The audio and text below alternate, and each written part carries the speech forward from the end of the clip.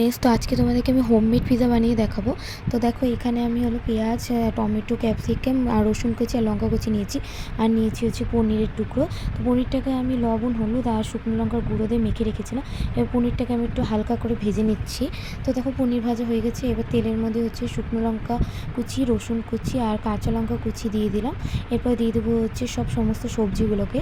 তো সবজিগুলোকে একটু ভালো করে একটু হালকা করে ভেজে নেব। এরপর দিয়ে দিচ্ছি হচ্ছে লবণ, আর দিয়ে দেবো হচ্ছে টমেটো কুচি। সবজিটা আমার ভাজা হয়ে গেছে, আর দেখো কতটা কালারফুল লাগছে।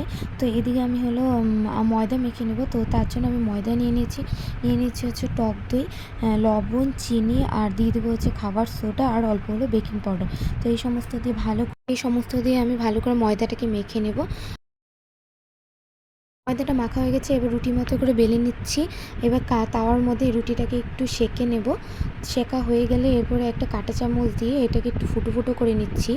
এরপরে এর মধ্যে দিয়ে দিচ্ছি হচ্ছে টমেটো সসটাকে ভালো করে রুটির চারপাশে ভালো করে মাখিয়ে নিচ্ছি। এরপরে দিয়ে দিচ্ছি হচ্ছে চিজ, দিয়ে দিচ্ছি হলো ভেজে রাখা সবজিগুলো আর পনিরের টুকরোগুলো।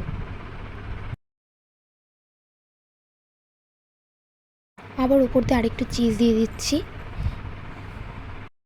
এবার একটা কড়াইয়ের মধ্যে একটা স্ট্যান্ড বসে আগে থেকে কড়াইটা গরম করে রেখেছি। এবার এই পিৎজার থালটা বসিয়ে দিচ্ছি। এটাকে 15 মিনিটের জন্য এবার ঢেকে দেব।